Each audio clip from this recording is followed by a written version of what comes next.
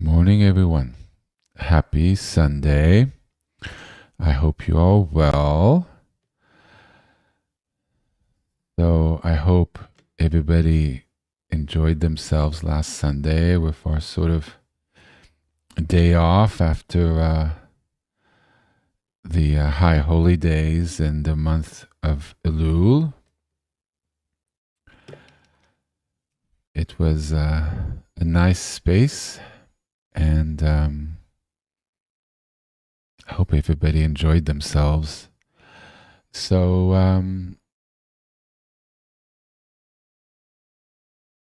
I think today I have wanted to piggyback a little bit off the prayer gathering that we had on Wednesday. But first, just have a couple announcements.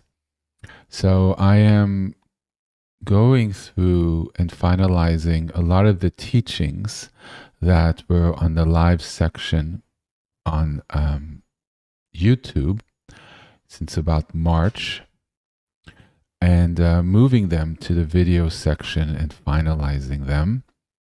So you will be seeing a lot of posts this week. I hope to finish all of them this week. And that will just be the teachings being moved over and sort of polished up a little bit, some of them. And so I will not have them post on your subscription feed. But if there's a couple that I think are particularly helpful, I might post them.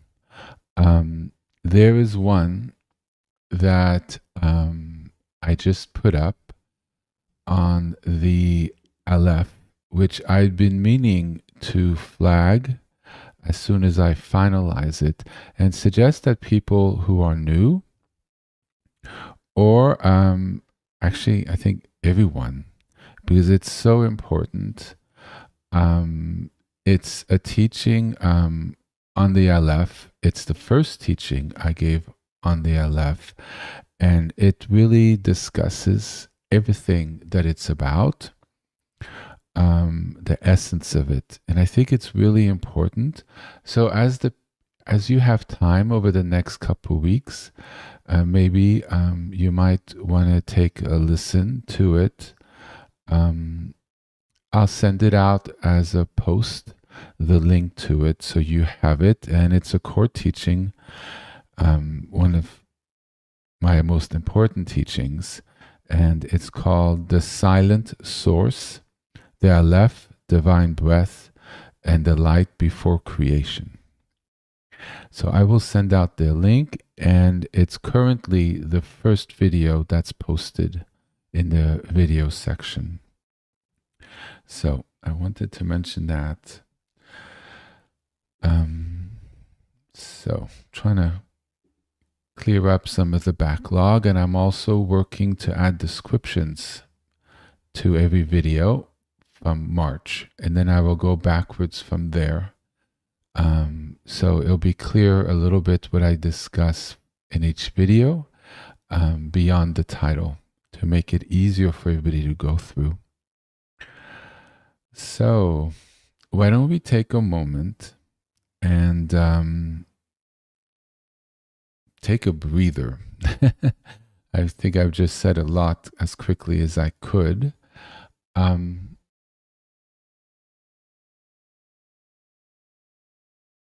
The teachings, the prayer gathering on Wednesday, I spoke a little bit about space and taking that pregnant pause and touching in. It's really essential. And afterwards, I'm like, I should really speak about this on Sunday. I did not review what I said on Wednesday, intentionally did not do that. So each teaching could sort of stand on its own. There might be a little repetition. It is about the same topic, but I may add different things and it may be presented in a different way. And that way, there's sort of two resources on this teaching. So if someone hasn't listened to the teaching on Wednesday and they wish to dive a little further on this, they could listen to the teaching on Wednesday. And it's not the first time I've discussed this topic. It's a little bit throughout. And it's certainly not going to be the last time. The title, I felt particularly inspired last night, and it's pretty epic. And it's a title I will probably reuse: Space, the Final Frontier. Today, I'm going to be touching on this a little bit briefly. But I'm pretty sure one day there will be Space, the Final Frontier Part 2, because the title is that epic. And I think it really touches in on something really profound. Just the title of itself. There's so much there. And I really feel there's going to be a real seminal teaching coming from that one line. But it's not going to be today.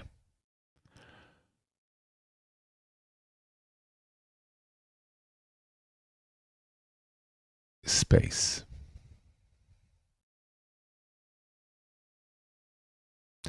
The month of Elul and the High Holy Days was a lot.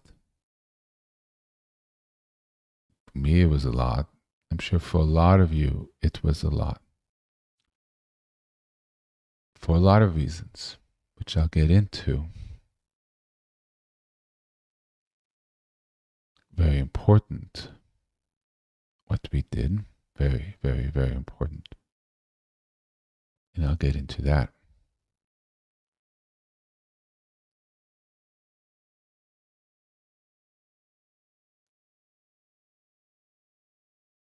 But space, non-action, N-O-N, action, not action, N-O-T, not that, non-action, is very important. That's when we integrate.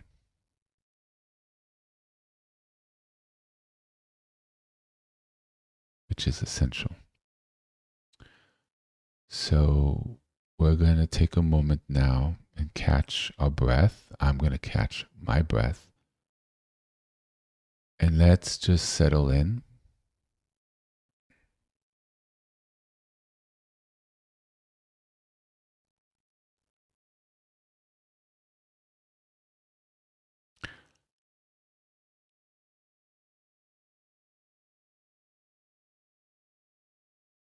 Pregnancy is important. The pregnancy of the mind and our thoughts. The space before words, before a manifestation, the space even before our thoughts. And we can live from that space.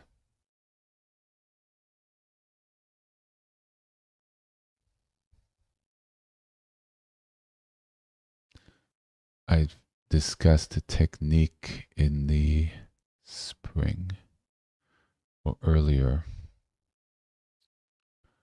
Space, breath. It was in the late spring. When I find it, I will post it to the subscription page.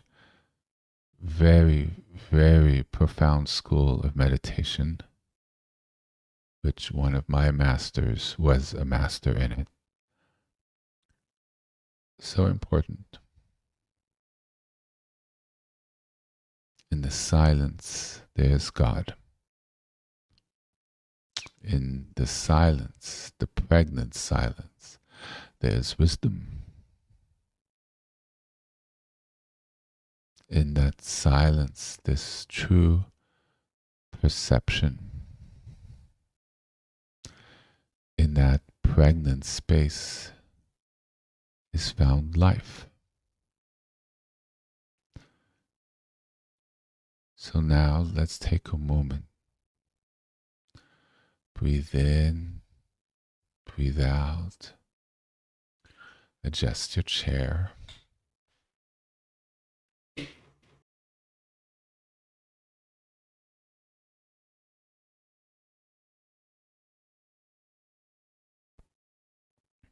Flat on the ground. Spine straight. And just breathe and relax. And let go of any thoughts. It's not pushing away thoughts. It's releasing thoughts. Thoughts are energy. So when you slow down, you feel the pull.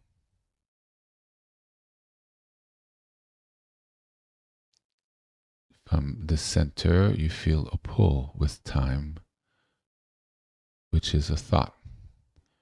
And it's subtle, but you can pull back from it. It's like you're about to catch a wave and you decide not to,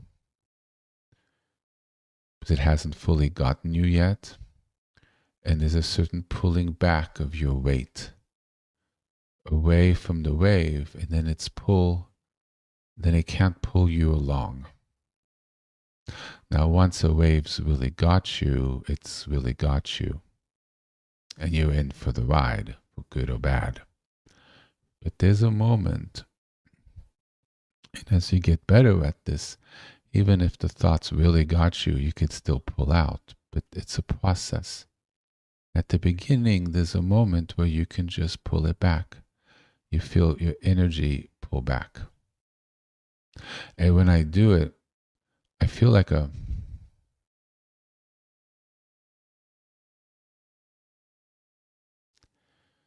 don't know how to describe it, but I feel something with my eyes when I do it.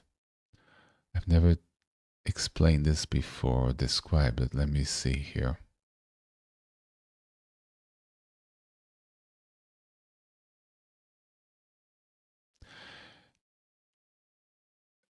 My eyelids open a little bit and I feel the energy in my mind move forward to behind my eyes.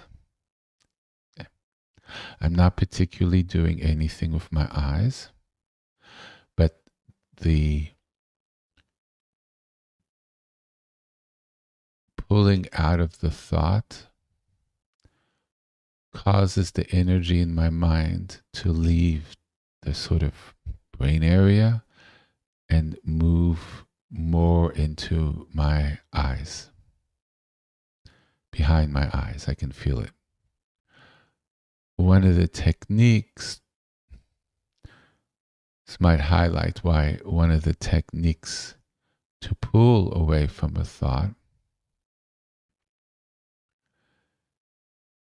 is to focus what you're looking at, which I've shared. Because when you focus what you're looking at, it takes so much of the awareness out of so much energy for seeing that there's very little left for anything else.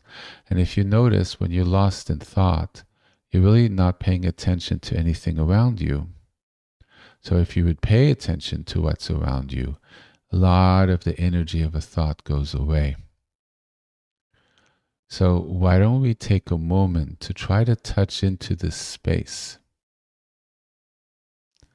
What I described is a technique. Techniques are good, they're interesting. But what's really important is where the technique takes you. And it's a journey, but once you've sort of, for lack of a better word, mastered a technique, and you get to where it's trying to get you towards, that's where the important thing lies. So we're going to relax and breathe and release to the breath, through releasing the tension in our bodies.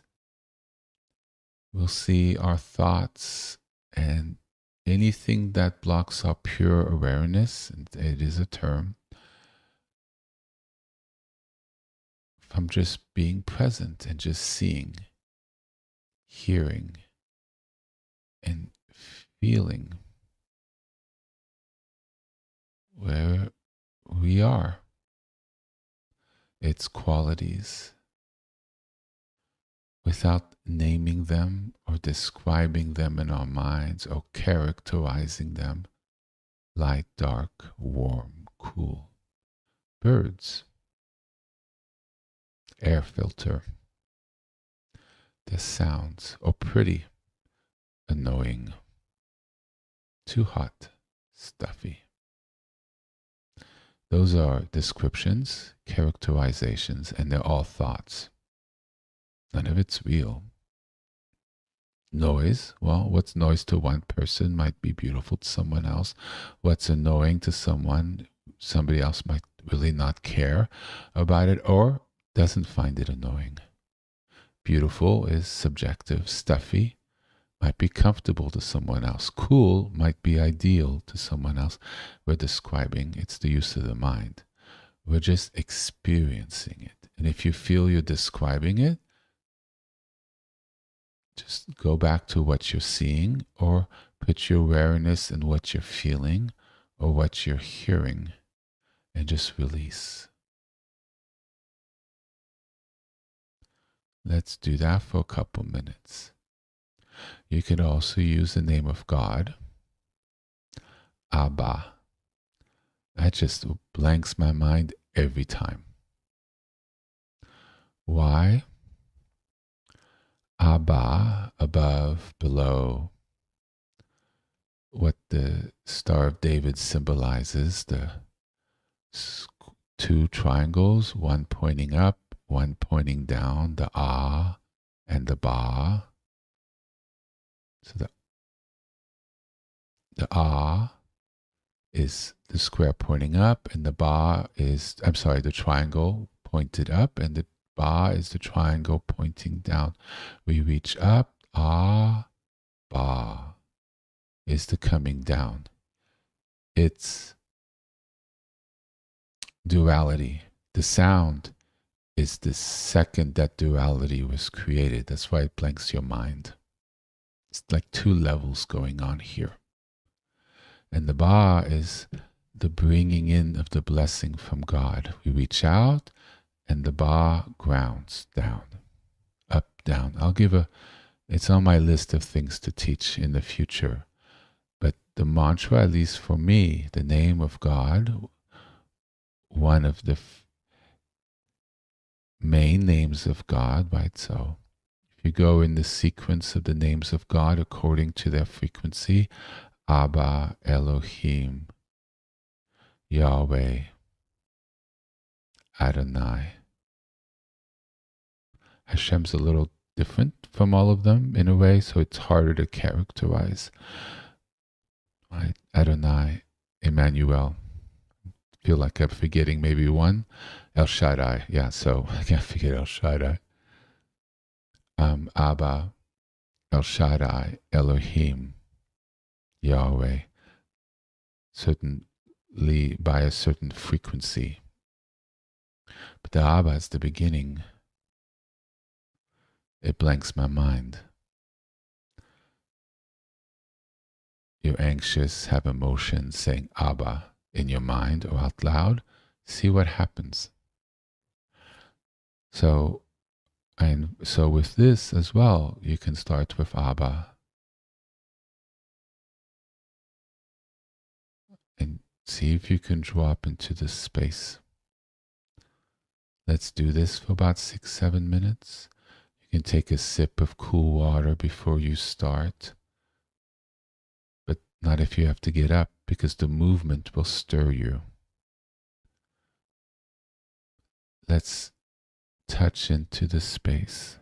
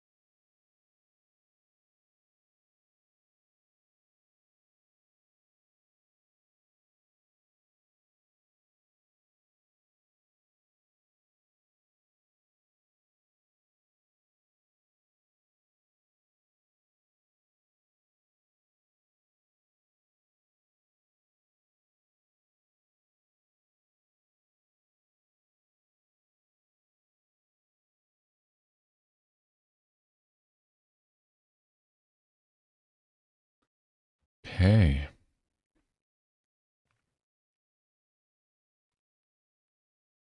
Take a few deep breaths. Come back to yourself. I do something like that. I kind of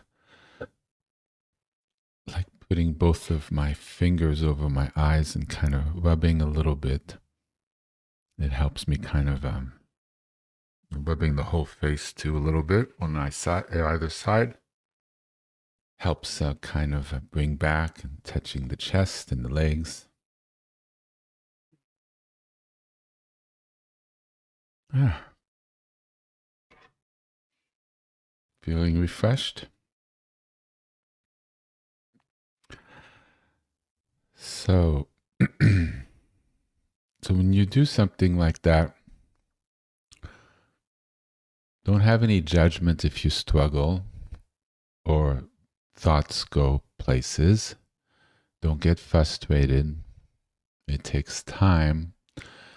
You just release and relax, and it's all part of the process. You get pulled away, bring yourself back, get pulled away again, bring yourself back. There's no judgment in it. And with time, it's fine. And I think people kind of got there. I think, and I've been sharing these practices for a while, and they're important. And I hope people, when they feel called, deepen in it and get more capacity in it. Why is this important? Why am I discussing this after the high holy days? And why is this the final frontier?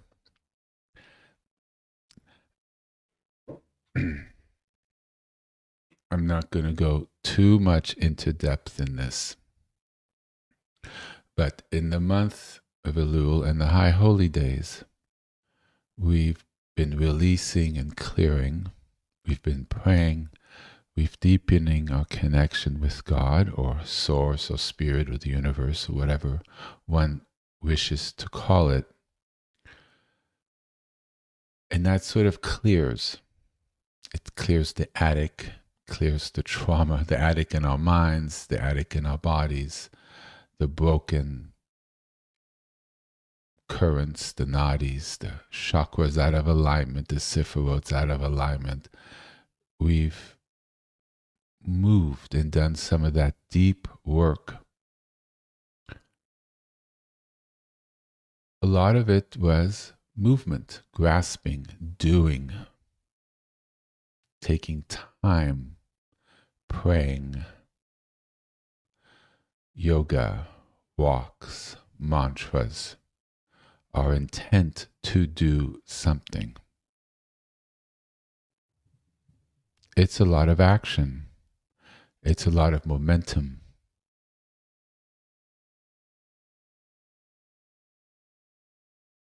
Very important. For all the reasons I've discussed over the last 7 weeks. But we can spend our whole lives doing that. Again, we should, and it's very important. Not necessarily to that intensity, but we could have periods in our lives where we do things like that for years. I've done periods of intensity, especially when you're trying to clear something. But that's not the end game.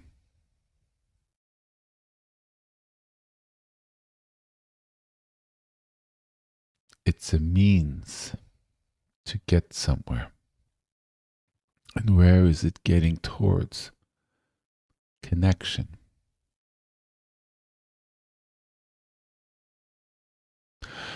We can connect by doing these practices, but ultimately, a lot of the practices hopefully at some point no longer become as necessary. Now, there's always need of periods of purifying, but it gets more subtle.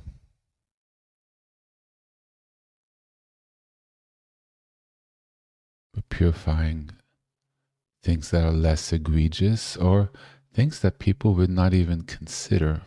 You don't have the biggies anymore.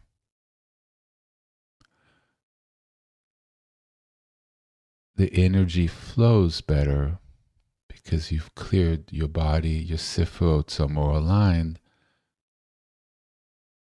and then popping into space through the skills you've developed could be done with intent, and it's almost instantaneous, and you can hold it. Holding space. Yeah, it's a little contradictory phrase, but you can maintain it, rather. If you hold it, good luck. You can hold it for a while, but it's not held, it's released into. If you hold it, it won't be able to be held for long because I'm not going to go into the details, but you release. And why am I discussing this now?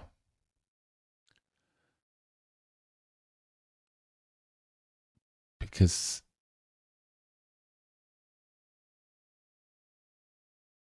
it's where the attainment is.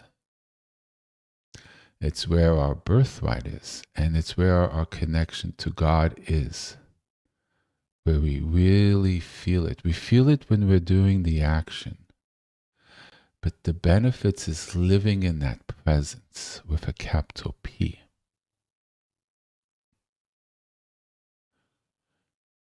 We pray because we should. We pray to connect. We pray to ask for things.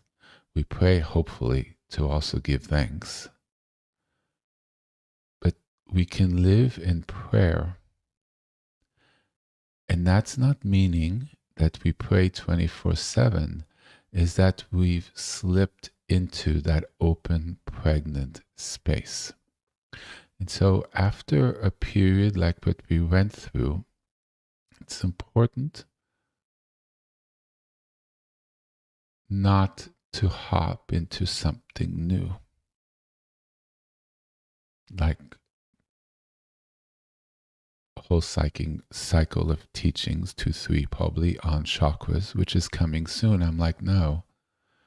Because why? We're just stacking things.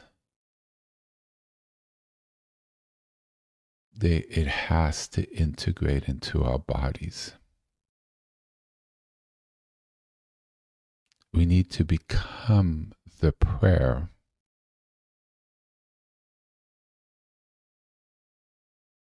We need to be the embodiments of the covenant, of the commandments, of the behavior that's modeled, the good behavior that's modeled, the bad behavior, compassion, love, care, intelligent action, not recklessness, balanced. And these things just flow.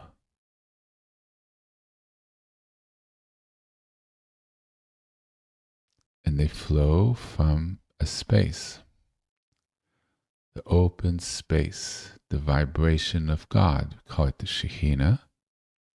Interestingly enough, the Aleph teaching, the first one, just manifested to be edited last night. I wasn't sure exactly where it was in the sequence, and then lo and behold, look what I'm teaching. And I had already intended to teach this since last Wednesday. I don't think it's an accident.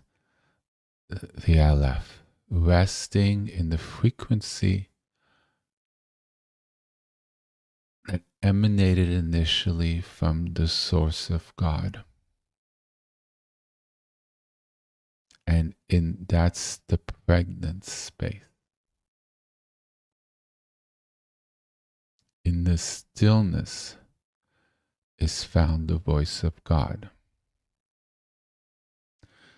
In the stillness is found all the wisdom and intelligence and knowing.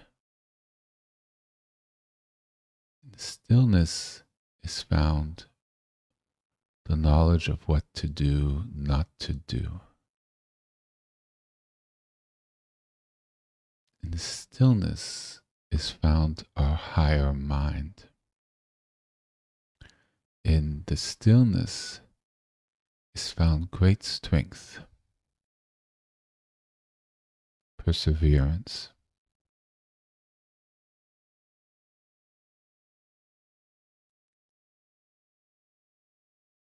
the ability to overcome obstacles,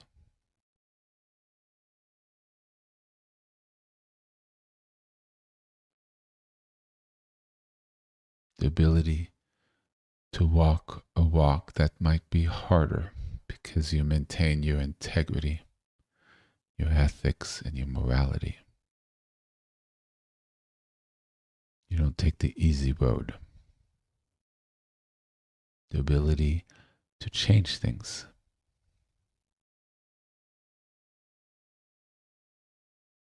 It's our birthright.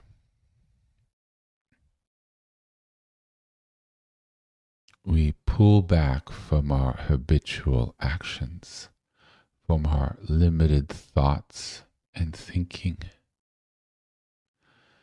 to something bigger, wider. And that space is what informs our mind, our thinking, our mind-driven actions. It reformulates, it changes. Karmic habits no longer drive us. We become more and more in our driver's seat. Our GPS, it becomes more plugged in to the Shekhinah, to the Aleph. Our map is different in our car than most other people's maps. So they look at us and they don't understand. Believe me, the way this world is, you really, not to be judgy, you really don't want to go with the pack. Not in a good place. So hopefully our GPS is different and will look odd. That's not necessarily a bad thing. The covenant, the walk in God's grace, the linkage to the Shekhinah is different. It's in alignment. And it wouldn't be different. This world were in a higher vibrational state. It would be normal. But I believe our walk is a walk that's in alignment. And it's not just our walk. We try to help the world with its walk to hopefully lead us all back the space. We should try to tap into it. It's not another practice. It's not another teaching.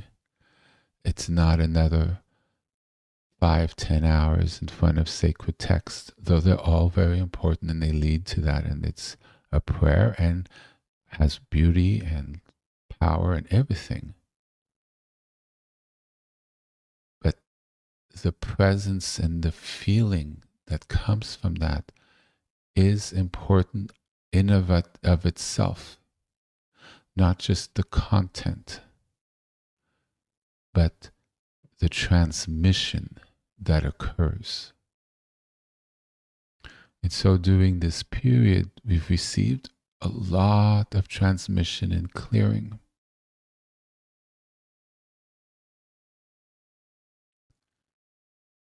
And it's important to go a little slower. Not just to launch into the next thing, and then into the next thing, and then into the next thing.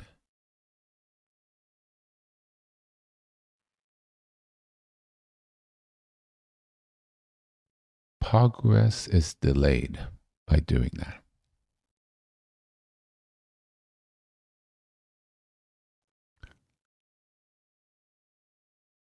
A lot of road is covered in the not doing, in the non-doing, in just taking a walk and allowing everything to process into slowing down. Because it's there in us, but it needs room to move, room to infuse and go deep. If we keep layering on top, it never really goes deep into the soil because we've gone to the next thing, and then whatever happens just sort of never really takes root.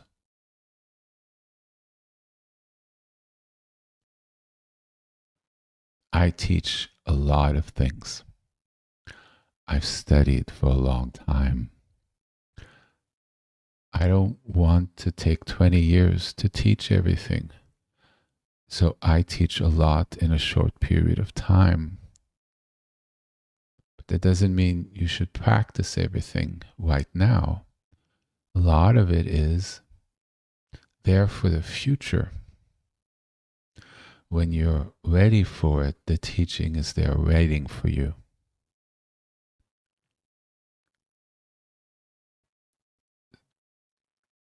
It's important to learn.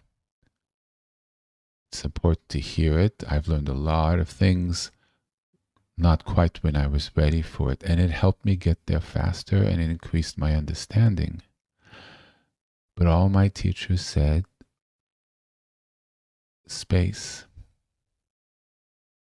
We're all trying to touch into the space. All the teachings are to reconnect us from God, the Shekhinah. We don't need all these teachings, all these practices, if we're able to just drop into the Shekhinah. It's all to get us there. The Shekhinah is a whisper. It's a subtle vibration beneath it all. But as we slow down, heal, line up, clear the pathways, soften our minds, slow down, that whisper is quite noticeable. It doesn't quite feel like a whisper anymore. It's not loud, but yet you hear it clearly, and it has a lot of body, and you can feel its pull. It's directing you sometimes, your instincts, you feel too, but it's aligned. Everything leads to this pregnant space. It's not empty. It's pregnant with promise. It's pregnant with wisdom and knowledge. It's pregnant with God.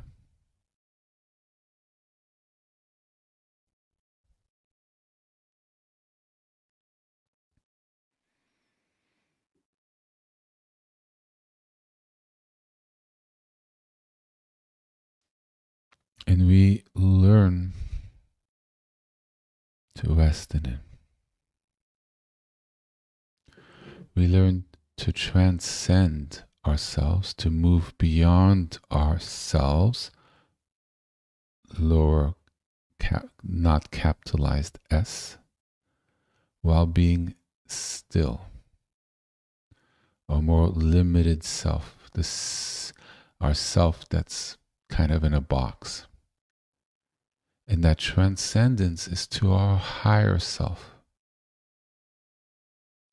a self that's greater than what we think we are. That's the capital S of self.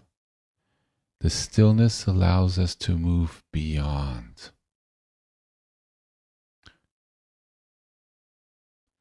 to let go of what holds us back, to let go of the things that have caused us pain and still do, to move in the direction we would like to move. And I think we all kind of want to move in the same direction. Otherwise, you wouldn't be taking the time to listen to me. So there's a certain transcendence from our limited self to a greater self, greater in keeping as men and women and children of God. We're all children of God. Let's just say children of God. Or children of the pure manifestation of the universe, or of love and compassion. So we move beyond what is not there. We don't push it away and pretend we're something we're not. We move through what we are. The journey is of the moving through, the processing, the dealing with it, the healing from it. And as we do that, we settle. And we're not settling into nothing. And we're not settling into something that's not us. We're not becoming something that we're not. We're actually becoming what we really truly are. And we're becoming something.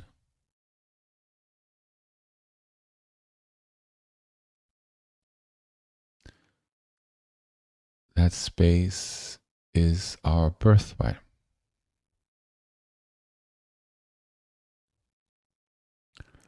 The heavens above also lives within us. And as we deepen within us, we actually increase our connection with the heavens above.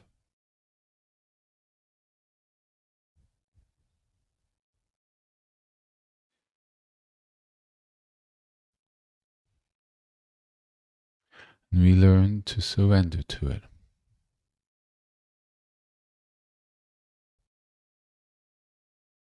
We learn to connect with it. We learn to trust it. We're still in the driver's seat. We always have choice. But we learn to go with that current, with the flow, and move into that new river. And our GPS changes. Our car changes. The freeway we're on changes.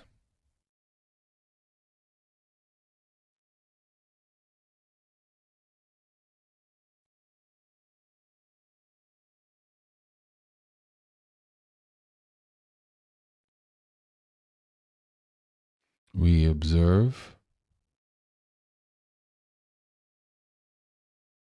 openly to what arises in that calm space. And we see things come through, thoughts, wisdom, those aha moments, different perspective, different frequencies into our body. And so our momentum on how we engage is different. And lo and behold, we navigate things in a different way. And we come to discover it's a better way. It's a less painful way. And a lot of issues we might have encountered and we think we would encounter actually don't. Because somehow our dance, the way we go about our life, somehow has a flow that doesn't shake things up. And we're able to move through things in a way that's more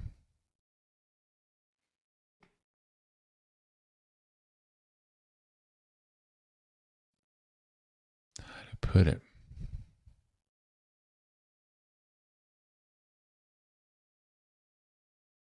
In a flow, and things become more peaceful. Our timing becomes more perfect. obstacles don't come up. Things to help us, somehow we end up being at the right place at the right time. It's a blessings. It's a divine order.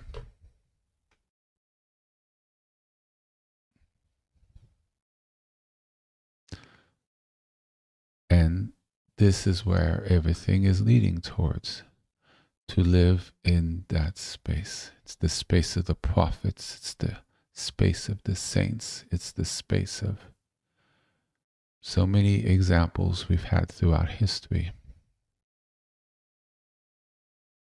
And all the teachings, the ethics, the commandments, and everything is to create a way of being that we enter into alignment and able to live through that space.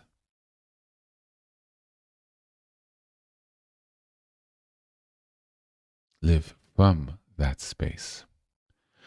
Become the manifestation of that space. And the path is becoming increasingly more and more and more of a manifestation from that space. That's the progress. What I call like the Emmanuel manifestations, from 2, 5, 10% to a full manifestation of the space. A full manifestation of the Shekhinah in your embodied form that goes by your name, that has the characteristics of you. Things you like and dislike may change. The way you go about things may change. But you will say it's still you. Just like you're not yourself from when you were 8 or a teenager or in college or in your 30s if you're in your 50s. Or if you're from when you were in your 40s, when you're in your 80s, we evolve. We change, yet we would say it was still us. So this is a positive evolution of who we are. And it's the path. And the most progress we make is connecting with that source.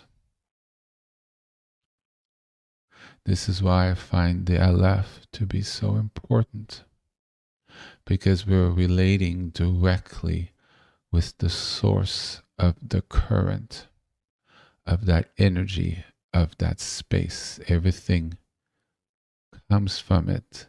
The space is pregnant with it. And so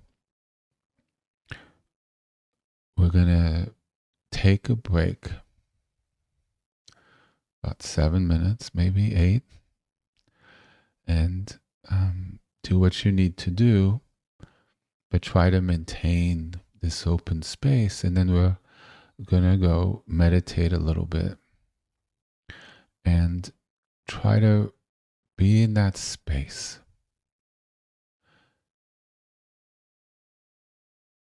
Feel it. It's not outer space at all. It's like a blanket. It's like slightly warm air that you can feel that's around your body. It has a certain density to it. Or it could feel open and clear. But you feel that something could come through that clarity. It's an openness. And you release things. You feel energy leave. You relax. You feel your body relax. You could feel your muscles crack, your spine cracks. And it's important to move and allow that to happen. That's the energy that's in your body that's stuck, leaving, and your body realigns to a better alignment, because that energy didn't serve you. Otherwise, it wouldn't leave. And as your body goes through things, it realigns and realigns and releases. And that's a recentering. The Aleph, for me, is the ground zero of that, which is why I mention it so often. And so I'll send out the link of this teaching, and I hope in the next couple weeks, people, when they have a little time, you guys will listen to it again. And it's currently the first video on the video section. It's a symbol. It represents something. And sometimes a symbol is the most profound teachings.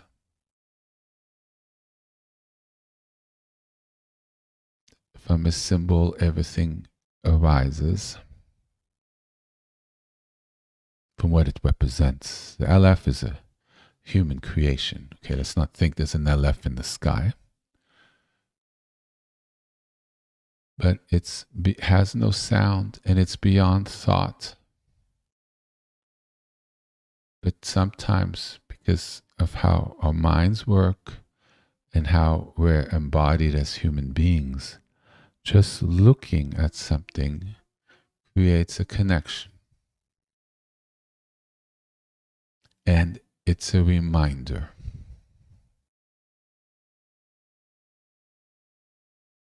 Of what's truly real. What truly exists here and in the next world, and before there were worlds, and after all the worlds. It's the beginning, and it's the end, and it's everything in between. And it's truly transcendent. All the worlds, all the words, all the teachings, all the practices, all the prayers, all the sacred names, everything's from that. It's truly pregnant. And so by relating to that and this space is truly the most profound practice.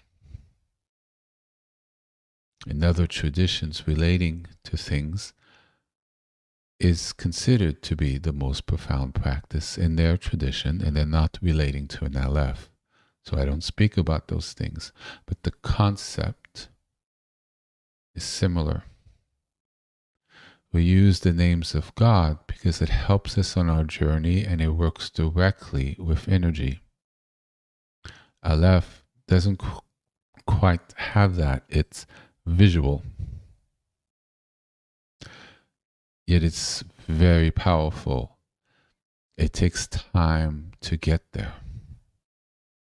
So it's the Aleph, a single name of God, multiple names of God. You see how it works? And there's that path from multiple names of God to people working with 102, one name of God, and then an Aleph practice. And so today we're just going to work a little bit with the Aleph, and I'm not going to say anything. And there's going to be no music at the end. And people can continue after I'm done. Or if they feel after 20, 30 minutes they're done, they could log off. But even if you don't know what to do with this, and I did give a practice or two in the past, you just have the image in front of you and you open into space. Let go of your thoughts. You don't even need to look at it if you don't feel to. Or you can look at it. What's important is that everything we've gone through before, through these 7 weeks, we take that moment to breathe. Take the moment to breathe. This is why last week I said on Sunday, do something that brings you happiness and joy. Or take a moment and have a walk by yourself. It's not running to the next thing, hoping that thing is the one that's it that'll magically break through. If there was something that magically breaks through, it's the first thing I would have said, and it's the thing I would have repeated for the last 2.5 years.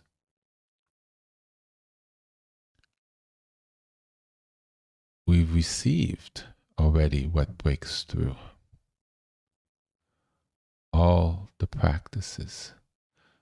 What breaks through is what's explained in the sacred books and in prayers and in our services. But it's a journey. And we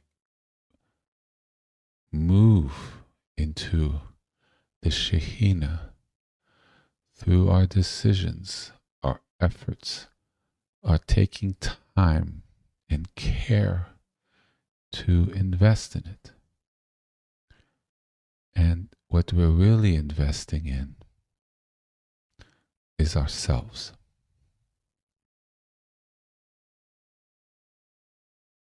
So let's take about 7-8 minutes and we'll start.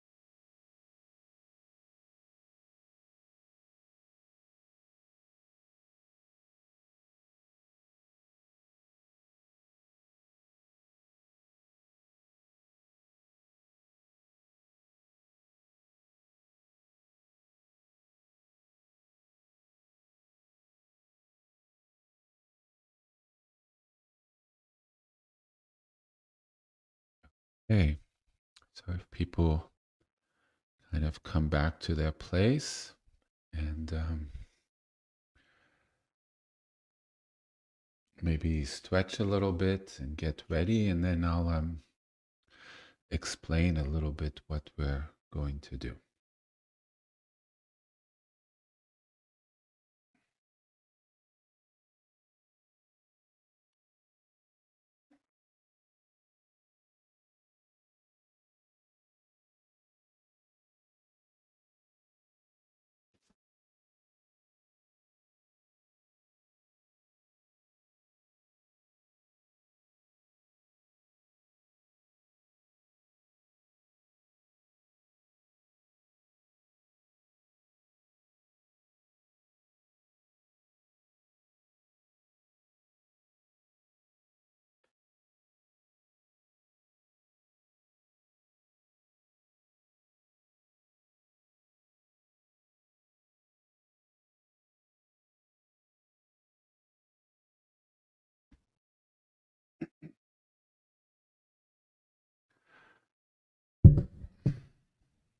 So I was thinking about what I said on Wednesday night, and I said something very different, but about the same thing.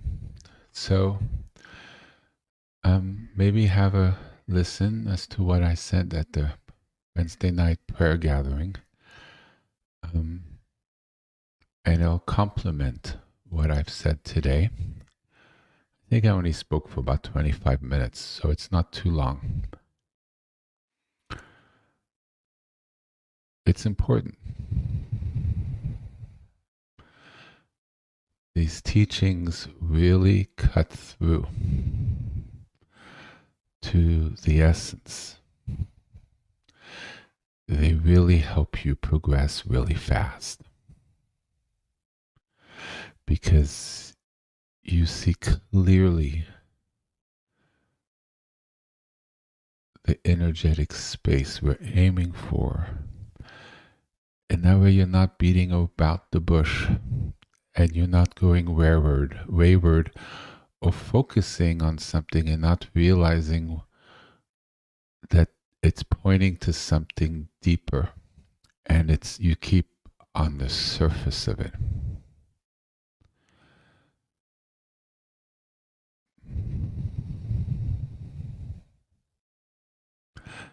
So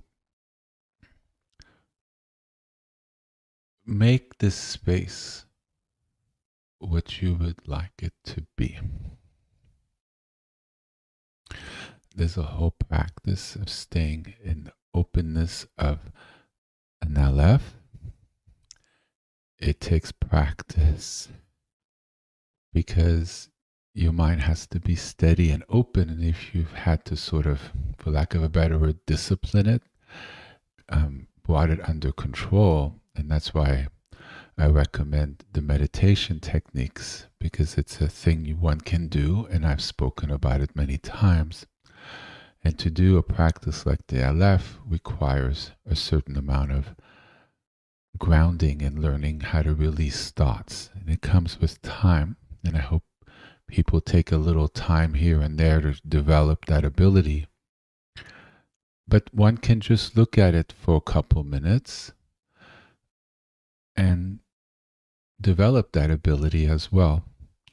But a space like this and doing that practice for hours at a time requires practice, but it's very possible. And for days at a time and weeks at a time. But that's a talk for another day. But what's important is to find that space. So you can read a little Torah. You can do a couple mantras. You can do whatever practice you feel called to, briefly. And then feel that space with what you've tapped into. It's not to analyze what you've read, but maybe find a passage that you've always found inspiring or made you feel particularly connected to God. It's tapping into this space that's beyond doing something, but rather trying to feel the openness or the energy of what you've touched into and resting in that and letting go of thoughts and see how long you could rest in that. And if you start getting annoyed or like, and your mind starts moving again, then reinvest in what you were doing. If after 25 minutes you think you've had enough, then you stop. It's meant to be an open, pregnant space where you can pray, offer up incense, bow to God, whatever you choose, but it's relating to the Shekhinah, to what underlies everything. It's tapping into everything we've done during these last 7 weeks to get closer to God. So here we are trying to be able to better feel that presence. Yes? Okay.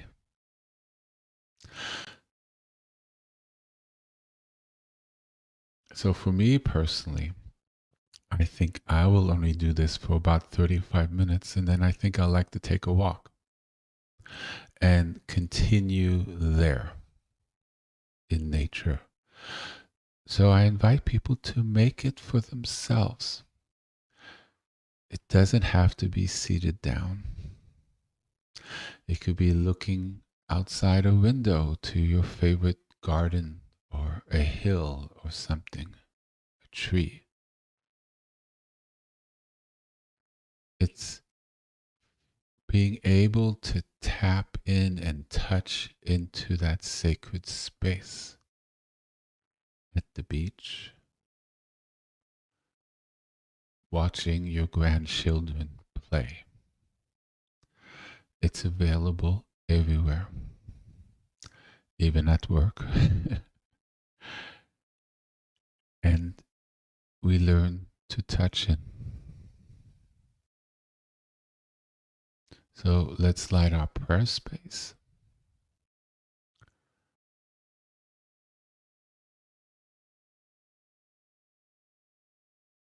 And then we'll say the Shema, and then it's your space, your time.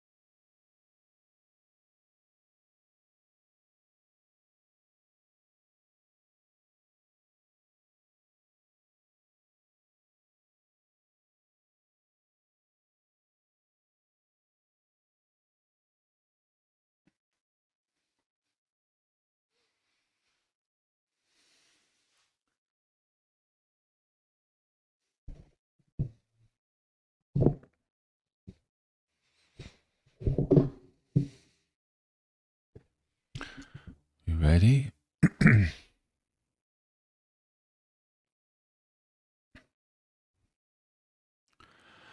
Shema Israel, Adonai Eloheinu, Adonai Echad.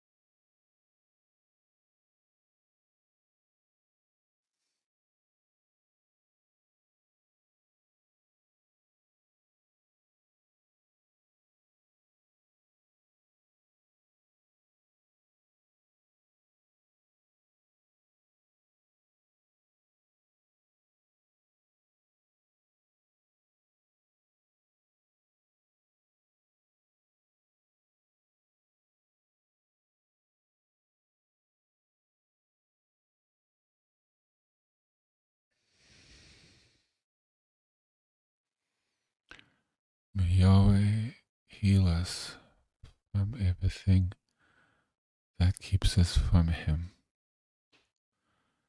Yahweh Rapha, Yahweh Rapha, Yahweh Rapha, Yahweh Rapha, Yahweh Rapha, Yahweh Rapha.